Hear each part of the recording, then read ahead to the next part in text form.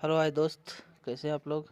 तो बात करने वाले हैं सुल्फा शेट्टी और खेसारी लाल यादव की। बहुत ही अच्छा सॉन्ग आने वाला है, मोबाइल कवर। बहुत ही अच्छा, बहुत ही सुपर हिट इसके गाने। तो आप तो जानते ही होंगे कि मिलियन मिलियन में चलता है इसका गाने। और खेसारी लाल की बहुत ही अच्छा गाने आने वाले हैं बहुत ही जल्द। तो आप लोग ज़रूर देखें इसके गाने। और तो हमारे चैनल पर न्यू है तो सब्सक्राइब कर ले, बेल आइकन घंटी दबा ले, ताकि ऐसा ही खबर आप तक पहुंचता रहे। और जाने माने अपने खेसारी लाल यादव की बहुत ही अच्छा गाने आने वाले हैं। मोबाइल कवर बहुत ही अच्छा सॉन्ग है, बहुत ही जल्द रिलीज हो जाएगी, बहुत ही जल्द।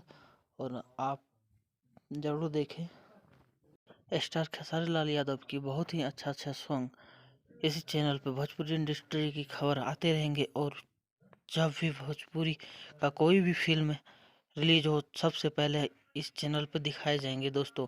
तो चैनल को सब्सक्राइब कर ले, बेल आइकन घंटी दबा ले, ताकि जब भी कोई फिल्म और गाने रिलीज हो तो आप तक जरूर पहुंचे।